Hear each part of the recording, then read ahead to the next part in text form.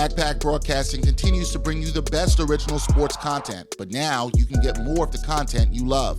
For as little as $3 a month, you can get access to bonus content, including behind-the-scenes footage and interviews from the Sports Walk, Sideline Stories, or the Ain't Hard to Tell podcast. All this exclusive content comes via Patreon. There are tiered levels of patronage, and each Backpack Broadcasting patron receives exclusive perks. Your support helps Backpack Broadcasting create more of the original content that you love. Visit Backpack Broadcasting's Patreon page and become a patron today.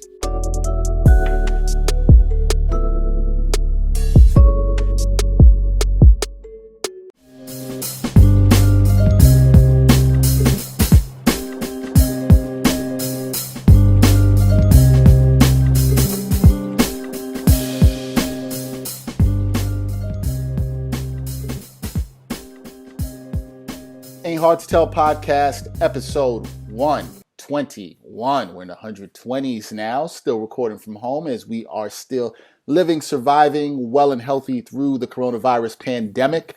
Dexter Henry, Brian Fonseca here. You hopefully healthy wherever you are. B, what's up, man? You use deodorant every day or no? Yes. During the quarantine? Hell yeah. Showering every day during the quarantine? No, I shower every day. Yeah. Deodorant every day. I'm at the crib. I don't. You know what I'm saying? I don't approve of how you're living. I don't approve of how you're living. No, it's all about making it last. Because when we are able to go outside, I don't have to run out and order some. Nah, even though I do got an extra one, because right as all this quarantine stuff was going on, yeah, I stocked up on that. Yeah. Like I was like, let me get one more stick of deodorant. So then these two will last me for a while. But I'm like, I could skip a day every now and then just because it's like it's quarantine. I'm not. Yeah, like, I think it depends on who else you're around and who you have to be around. So that doesn't work for me. Doesn't work for me. Sorry, doesn't. It work totally for me. works for me. Like Nah, man. I thought about this when I got out the shower because I just got out the shower now. I was like, I didn't use deodorant yesterday. Let me use some now. So I was like, boom, all right, because it don't smell. Like, I got 24, 48 hour stuff. Yeah. I got that jump off. I'm good. All right. I'm glad you're not stinking up the Fonseca household, man. Like, I'm glad you're not doing that. I shower every day because I'm still working out. Well, thank God you're doing that. Thank you for doing that. I'm still working out 4 to 5 times a week. You know what I mean? So good. Yeah, I'm too. And I've been doing some really, I've been grateful for this time in terms of working out. Like, I've been doing some really good workouts with my best friend, trainer Anthony Slater. So we do some really intense workouts. And so sometimes I am dripping. So there's no way I cannot be around this house and not showering. That's not one more question before we get into these topics and get out of here. Quarantine questions. No, for real. It is a quarantine question. What is, because me and Amir and Fader, recent guest of the show, we were talking about this a couple days ago. What is the weirdest YouTube rabbit hole you've been on where you're like, I can't believe I'm freaking here right now? What's the weirdest YouTube rabbit? There's been some stuff I've been looking through on YouTube for some things I'm working on for some stories that are coming out later. But it's productive. I'm talking about like with me, not the other day, but like a little while ago, like just random basketball games you end up watching. And I'm like, yo, Oliver Miller, he was pretty good at one point, right? I just started watching Oliver Miller highlights for like 15 minutes. So I got into this. This is a weird rabbit hole I got into. I was looking at, like, somehow I came across a video of the Roots that I had never seen. And then I went into like an early 90s rap group video rabbit hole. So I'm looking like DOS Effects videos. Video? Okay. Yeah. It's like music videos, like EPMD. I was just looking through all this stuff. So I'm watching these videos. Some of the stuff I didn't remember. Beat Nuts. I'm going through all these random groups. Because, we don't have that many hip-hop groups like that anymore. So the Roots kind of started a thing, and then I was just going down. That's probably I don't know if it's weird, but, like, I went down a rabbit hole, that's for sure. I had one this morning, actually. It wasn't a rabbit hole. It was just a music video that I randomly remembered really liking as a kid. Metallica's Saint Anger, when they performed in San Quentin and turned it into a music video. What a song for you. Perfect title of a song that you would like. If you listen to the song, you'll be like, "Oh yeah, this is." If Brian listened to metal, this is the kind of metal I picture him listening to. I don't like metal like that, but I can mess with some Metallica. But the music video, they filmed it in San Quentin, performing there. or whatever. I I haven't was seen like, that yo, one. Now I got to check that out. I have not seen that one. I definitely got yeah. to check. I definitely got to check that out. Apparently the drummer from Metallica hates Trump too. I was reading that. Who? Lars or whatever his name is. There's Yeah, like one or two dudes that they're like, yeah, I ain't like he's too divisive and that kind of thing. So I was he's like, oh, not. that's interesting. Glad that he's not down with that man. Right. Well, talking about divisive and Trump, we'll get into some of that in this podcast. Um, this podcast, I don't even know how we're going to kick it off with this, except there are some people, our Caucasian brothers and sisters, who are wilding out right now. Like, what are y'all doing? And the first thing comes with the world of college football. We don't talk a lot of college football on this podcast. I am not a big college football fan. I know Brian's not a big college football fan Yeah. either. But something came up that I felt like definitely needed to be addressed, and this surrounds the head coach of Oklahoma State football, Mike Gundy. He said in a near hour-long teleconference, because a lot of coaches and stuff have been doing these teleconferences recently. You saw Doc Rivers in the NBA do one. LeBron just did one. So he had this quote. I want to read it to the people. The NCAA, the presidents of the universities, the Power 5 conference commissioners, the athletic directors need to be meeting right now. And we need to start coming up with answers. Now, I'm going to pause this here. He is talking about being able to play games during the coronavirus pandemic. Yes, he actually wants to play games throughout all this. This was the Oklahoma head coach said. And he said, in my opinion, we need to bring out players back. They are 18, 19, 20, 21, and 22 years old, and they are healthy, and they have the ability to fight this virus off. If that is true, then we sequester them and continue because we need to run money through the state of Oklahoma. Sounds like somebody leading this country that doesn't seem to give a damn about the health of people. Yeah. Brian, what was your reaction to seeing this quote? I mean, it's kind of like the same reaction I had when I heard Dabo Swinney recently talk about oh, we're not gonna miss any time. We're gonna come back on day one, that kind of thing. Where I mean, look, I understand people, they want to rush to sort of try to fix this thing, but there's still so much that we're learning and still so much that we don't know that it's irresponsible to think that we're gonna come back on any specific day right now and not lose time, especially in this case where you're dealing with kids. You know what I mean? Mike Gundy and Dabo Swinney and all these college coaches, you're dealing with, largely minority, by the way, yes, kids who are kind of at not your control, but they're at your hands. They're sort of at your mercy because we know college sports is different than pro sports, where in pro sports, the coach only has but so much say in a room full of grown men and now women, because there are some women coaching in the NFL. Whereas in college, it's not the same thing where you have more authority and things of that nature. So, I mean, obviously it's dangerous, but it's also not surprising when you look at the messenger, sort of look into the history.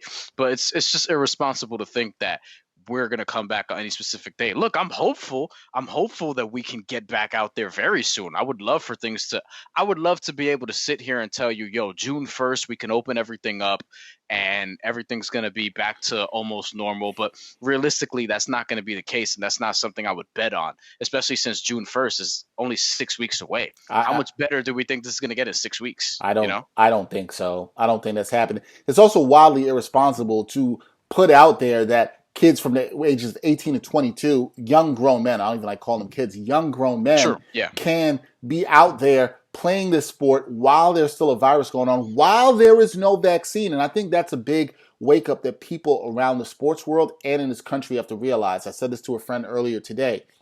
It's not like we're just going to wake up one day and everything's going to be better and people are going to be comfortable, A, playing sports, B, viewing sports, C, even being out in large public places, right? Yeah. It's not going to work like that. I think there's a decent segment of the population that actually believes that, and it scares me.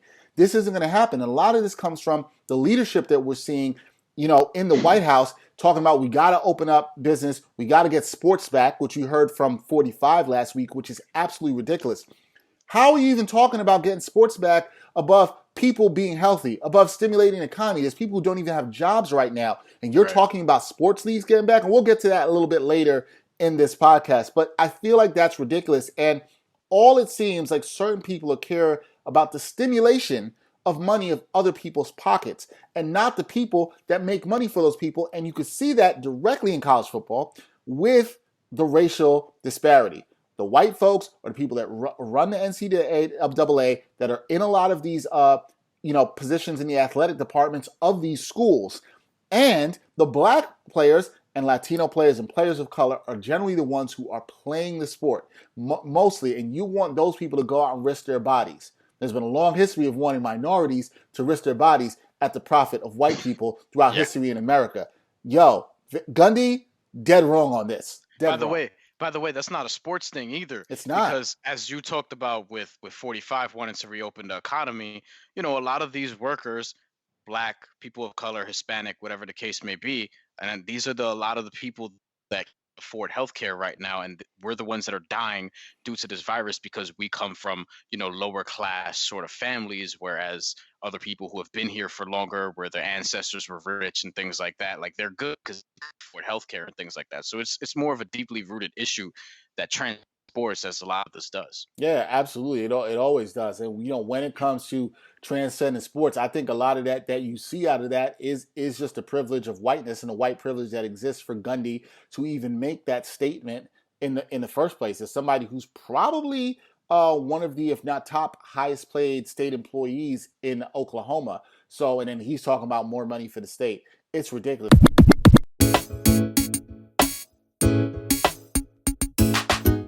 The Sports Walk is back. Watch Season 3 of Backpack Broadcasting's original web series that brings you the opinions of real sports fans. The first 2 seasons and current season are available now for viewing on the Sports Walk YouTube channel and Facebook page. Check out the 2017 NYC WebFest official selection and see what other sports fans have to say on the hottest issues in sports today. It's easy. Just take the Sports Walk.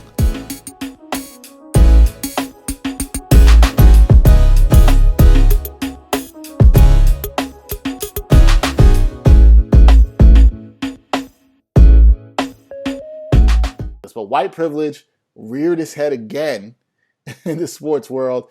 Tom Brady, new Tampa Bay Buccaneers quarterback, he was on a radio interview. I'm sorry, go ahead, Brian. By the way, Mike Gundy's salary apparently as of 2019, 2018, $5 million.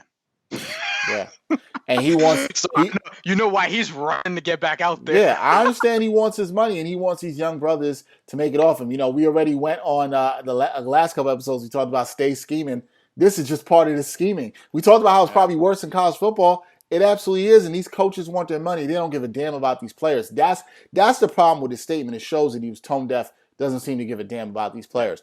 But it's just not time to bring things back yet. No, it's just not time yet. In the continuation of white privilege, Tom Brady, who I don't, as a Jet fan, but I always respect him, probably the greatest quarterback of all time, sat down with Howard Stern for an interview, which I found interesting in itself. But Howard Stern asked him about his relationship with his teammates who knew from years ago that he had that MAGA hat in his locker room, and within the locker room, and players saw him. So they asked him if he, Stern asked if, quote, he ever felt guilty or self-consciousness about having to be the cantankerous leader of a majority black roster while being a white man. And this was all around the Trump hat, I'll call it that, being in his locker room. I'm going to read there was a really good article by Martenzie Johnson for The Undefeated called The White Privilege of Tom Brady Not Seeing Race.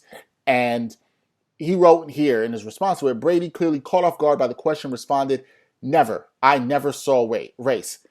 I'm going to stop right there. Dear white people, the great show movie on there, please, please, please, don't say that. Don't say that you don't see race.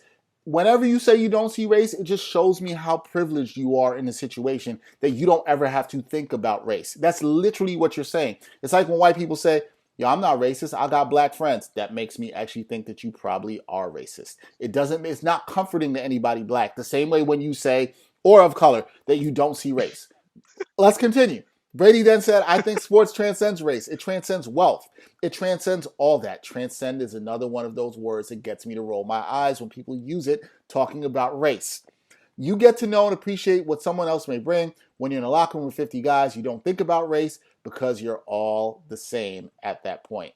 Except that's not really true if you've been in an NFL locker room. He continues, white, black, whatever it is, you figure out how to get along. Brian, have you been in the NFL locker room? No, actually, You I've have been in a not. lot of basketball locker rooms. I've been in other kind of locker rooms. Baseball's an interesting locker room. But yeah. Yeah.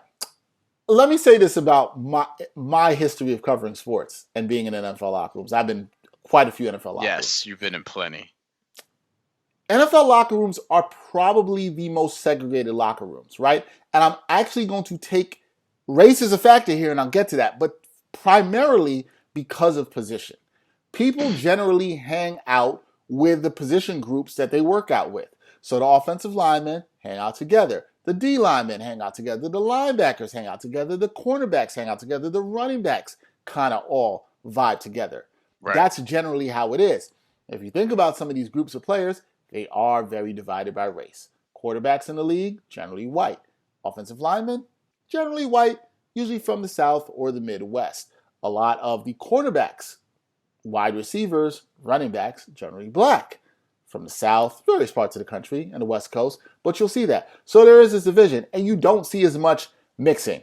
Now, I have to believe, as a black man in America, you as a Latino man in America, Right. Do you think for 1 second that these minority people that were in the Patriots locker room weren't give Tom Brady the side eye? Now, yeah, they might not hang with him, but they definitely were giving him the side eye. So I'm thinking of this and how just sort of fundamental it is when everything is split up in this way, right?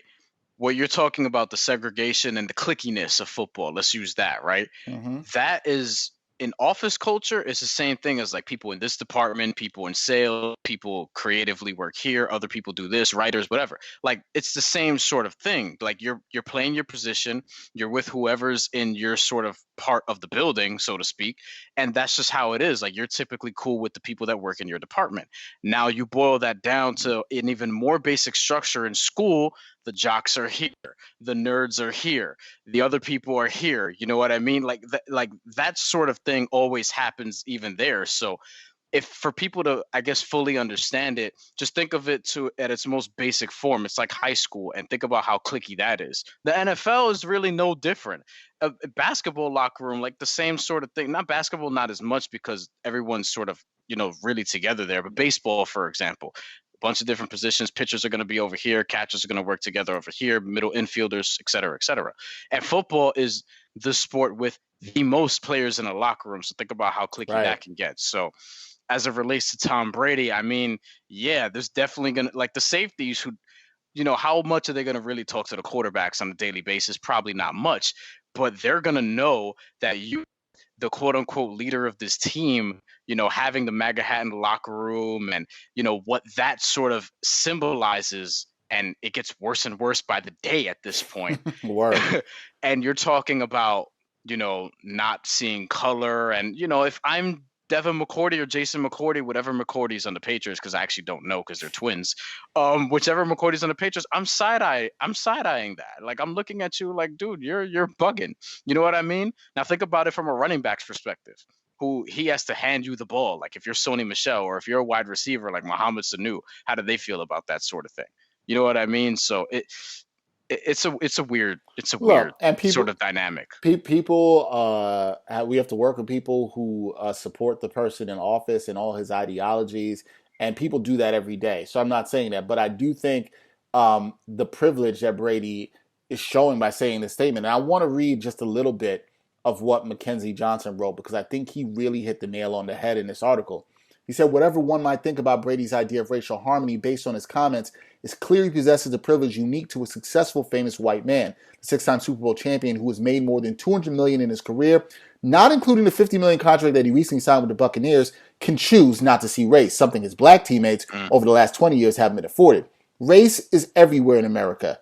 Again, dear white people, to choose to not see it might sound praiseworthy, but it is also a conscious decision to ignore the unpleasantness of racism and discrimination, not to mention acknowledge each other's different backgrounds. Color blindness erases the experiences of the hundreds of black teammates Brady's had over the years, saying that you, quote, don't see color is a signal to society that, one, you're a different white person from those slavery era or Jim Crow white people, and two, you couldn't be racist because you don't even think about it. But before, former teammates of Brady, such as James White, Mohamed Sanu, and Devin McCourty, you mentioned, can't wave a wand, and suddenly you have 400 years of African American history vanish because it helps their white coworkers sleep better at night. Well said, McKenzie Johnson. Well said. Like, it's ridiculous, and I think it's ridiculous in the context of sports that people want to take color out of sports. Look, here on this podcast, we talk about sports with color. You can't have sports without color. That's what we're in right now. More on that 3-word term coming at some later point. Right. But that's not something that you can take out of it. Sports is going to have color. We just talked about even the racial impacts around Gundy and Oklahoma. You can't talk about it out. And when people try to push it out the conversation, enough with that. So boo Tom Brady for that. There's a lot of things you boo Tom Brady for. You like him, but the privilege that's exuded there, come on, stop it. And I generally think that, like, you know, white people who do say that they don't see color, I think some of them, at least, they really think like that's the way to sort of go about it. They just don't know any better, and they have to be educated on how do you actually look at these things, how do you talk about these things, because they think in their minds, some of them at least, and I'm gonna shoot them a little bit of bail, I guess, they think in their minds that when they're saying that they don't see color is that, oh, I see everybody the same. And they think that that's the right way to go about it, when we have to tell them like, no, that's not what you say. You have to look at it a totally different thing. You're supposed to see color because this way it will help you sort of determine some other things. You know what I mean? Like, it'll help you go about other things a certain way and not just see everyone the same, because we're not all the same in that way. Like, our history is not the same. How we all got here is different. Our backgrounds are totally different. So you have to be able to adjust to that person by person. So he needs to be better educated on that. I don't know, because certain people that grow up in certain backgrounds where, you know, if you grow up in like the Midwest, for example, and you're in a town that's, you know, a largely white town, you're probably not going to come across a ton of black people until you get to a certain point of your life. And by that time, you could be 22 years old. You don't know how to go about it.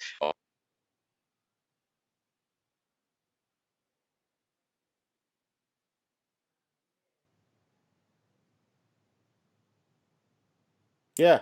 I mean, I understand that people may not know how to go about it or whatever, but that's not an excuse to refuse to see race. Because I always look at it as a choice, right, Brian? Like, you're making a choice to not do it. You know what I mean? And I think, you know, Martenzi said in the end of his article, he talked about some people look at this, who've researched this, look at it as color evasiveness rather than color blindness. And I do think it's a choice that you are making to say that you don't want to see it because it makes you uncomfortable. It's uncomfortable, I think, for some white people to talk about the sins of the past and how, or the sins that are currently going on too, and how it affects people of color. So, but if you don't have these conversations, you constantly want to avoid it, which I think is a huge problem in America. This is why you get comments like this.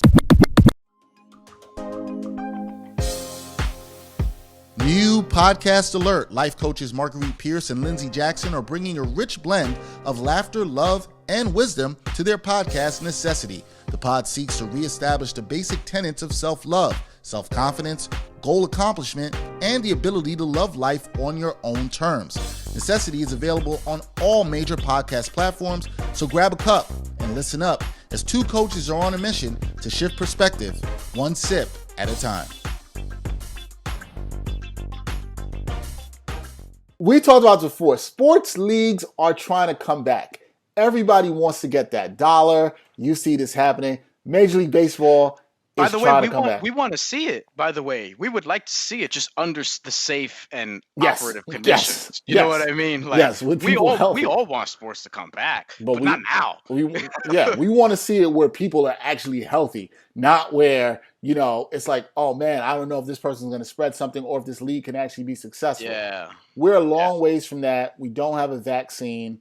There was just a poll that came out this week. I think I've mentioned this before in the podcast. 71% of people are not comfortable with even going to a sporting event until there is a vaccine. However, that's encouraging, at least. Major League Baseball, whereas Brian has noted many times before in this podcast, has one of the oldest fan bases. And as some people say, the average age of the baseball fan is death. I believe that was said Dan Levitard. Dan Levitard. The median age of baseball fans is death. No, and I like baseball. No shade on the baseball fans, because I like baseball. I still like the sport.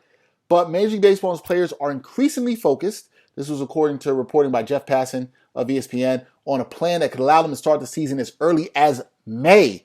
May, people. We are now in the middle of April, and we're talking about starting the season in May, and it has the support of some high-ranking federal public health officials, I'd like to see names on that, who believe the league can safely operate amid the coronavirus pandemic.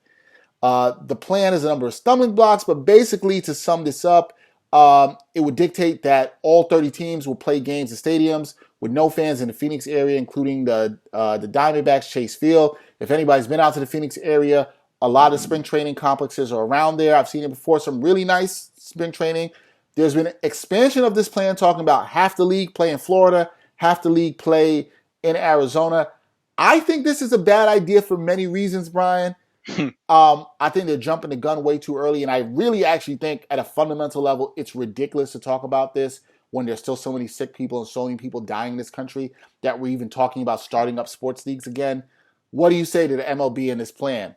Yeah, pretty much everything you said, and pretty much everything we were saying before. So I don't think this needs to be a 30-minute thing either. I think it's pretty cut and dry. Where it's like, this is too, it's too risky at this point in time. There's still so much going on with the Rona and how it's spreading, and we're still learning about it on a daily basis.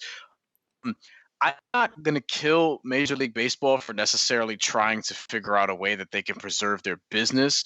And I also understand, like, I don't know at what point, because they're not putting this out there. These are things that are being reported. So I'm not sure. I think maybe there are parts of the discussion that we're getting reported that they're just trying to come up with a whole bunch of different solutions, and here's what's been talked about. But I don't know how serious they even look at some of these things, right? Like, I don't know, like, what's the sort of level of seriousness that goes into each sort of thing. I don't know if it's an official proposal. I think these are just possibilities that they're talking about. I don't know how much they even think that it's gonna be able to go down. I would hope that they're just sort of freestyling with this, and just that I don't think that they seriously think that this is what's going to work by the end of May or something like that. So yeah, I just think that right now, I think most of us understand. I mean, you reported some numbers a little while ago. Most people wouldn't feel comfortable even going to a sporting event without a vaccine, which is encouraging news, because I'm glad that you would want it to be 100%, but given the way things have been going lately, I'll take the 70 whatever it was. No, I mean, I'll take it. I think they're freestyling, but I think they're freestyling with a plan. I think these things are floated out there to see what the public opinion on it. There's been some pushback on it for rightful things. That's a good point. First of all, don't know how they will be able to keep players in one place and make sure they don't get out and make sure that they're quarantined. I think that's going to be hard enough. Secondly, you're going to have to be able to test all these players. And if you do this early while people are still being denied testing in this country, it's just not a good look. Now people are going to look, it's like kind of like the haves and the have-nots, although we already know that exists in the country. But as a sports league, that looks even worse. I don't think you can kind of play that game there. And I just think, look, this is a message to all these leagues: NBA, NHL, MLB, MLS, EPL, whatever, WNBA, whoever. Yeah. Look, man, I think there'll be a point where it's flattened and the virus has kind of subsided, and you will be able to play games without fans. I think we're going to see that first before we ever see fans. Wouldn't shock me if we don't see games with fans till 2022. Wouldn't shock me at all. I think because of how long I think it's going to take to get a vaccine. I mean, we were talking about a vaccine anywhere from 18 months back in March. That could be at midpoint of next year. So getting that and being available to millions of Americans is going to be a long while before you can do that. So this is going to be a process. I think we can get there, but I think the worst thing we could do as sports fans, sports league, is jump the gun to get people in the seats or back seeing these leagues. Everybody needs to be safe. The players, the people that work for the teams, everybody works around it. Be safe. We can enjoy these sports again, but we don't have to jump the gun. And it's kind of ridiculous. We're talking now, only about a month into this, about can we return sports leagues in May? No, just don't do it. Just not a good idea. What do you think of the Tim Kirchin sort of report, where a source told him, I think it was a couple weeks ago, that Japan is an option of getting players, teams out to Japan, because they seem to have had a lot of success in flattening coronavirus quickly. What do you think about that? Is there a vaccine? I don't know if they got one out there. They do not. I doubt it. They do I not. doubt it. They do not. I mean, we've been the earliest we can realistically get is vaccine. We're talking about early 2021, right? Yeah, and so my thing is, if you can't get players not just knowing that they're safe, and now you're going to travel them internationally to Japan, and there's still no vaccine. I mean, I think it's risky to put your players in danger at any place with traveling right now internationally. And putting other people in danger in whatever area they're in. No, workers, staff, like all that stuff. I think they're freestyling, but I think they're trying to gauge the public's opinion on this, and then they'll fall back. Like, I understand these places still want to make money, because I think a lot of these leagues, what they're looking at is, if we can get the TV revenue, we know we're not getting the people coming into the stadium revenue, but if we can get the TV revenue, then at least, we can rock with that. At least that is good. And I think that's what they're looking for at this time. Can they get at least that TV revenue that they can rock with? But I understand, like you said at the top, why they're trying, but I don't think it's the best move. Me neither. It's just at this point, we all got to wait this out. We all got to stay inside and wait this out. One time for your mind, one time. One time for your mind, one time. All right, one time for your mind. This week, you got some good stuff. A lot of stuff been going on in the world. Brian, what you got for one time for your mind? I had an obnoxious one, but I'm gonna go the responsible route. I wrote a story this week in BQE Media, Queens Ledger, Brooklyn Downtown Star about the baseball league here in New York City was actually trying to come up with a pretty groundbreaking idea. They were going to have their first ever state champion. So I talked to the commissioner of the Brooklyn Queens baseball division, Jim Grillo, and I also talked to Thomas Cluden, who is the head coach of McClancy's baseball program, and just about how cool this idea would have been. The idea was that they were going to merge the Brooklyn and Queens with Long Island, have the winner of that division play the winner of the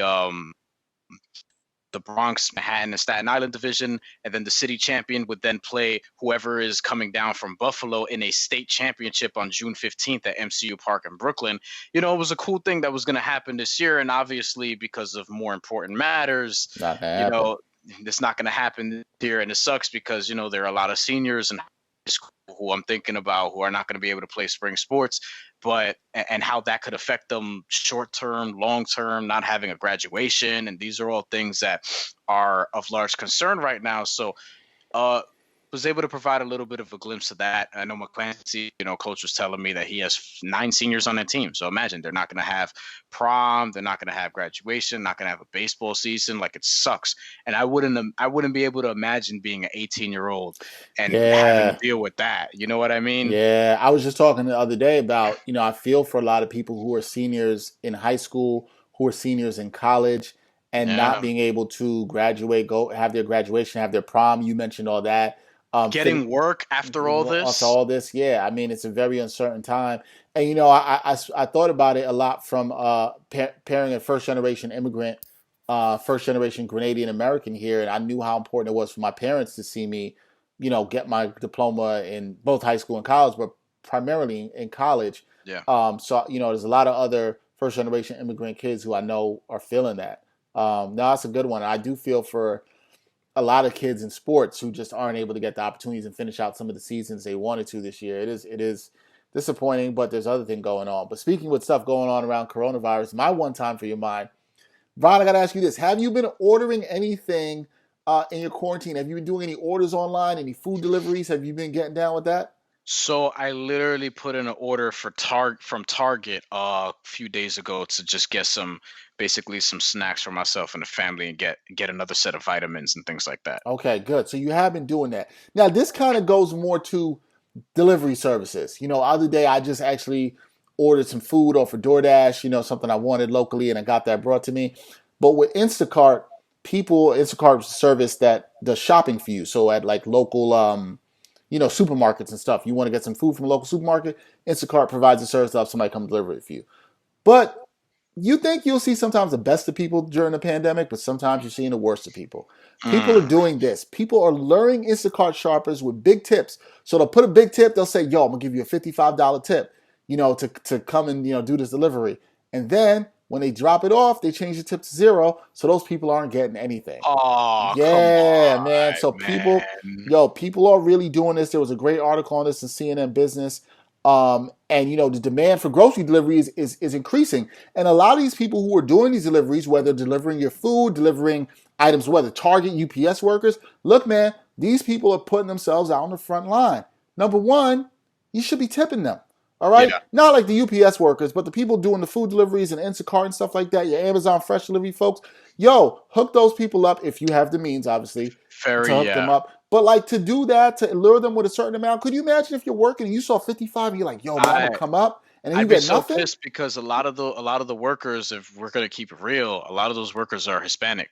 Immigrants, people who, like, when we order Incas, for example, the delivery people is always like, yeah, and we order Incas chicken from around the way, which I actually haven't done in a little while, so I want to do that soon. Luckily, they're across the street from a hospital, so they're running just fine. But the delivery is always like a Mexican kid, 16, or sometimes you'll get somebody older who he's just here trying to make a living or whatever. So yeah, you want to tip them the 20-25% more if you could. But I remember we did a grocery store delivery. We did a delivery from Associated last month, and yeah, I tipped the dude that brought him in. He was a Dominican dude. I could just tell. Just trust me. And he knew you were Puerto Rican.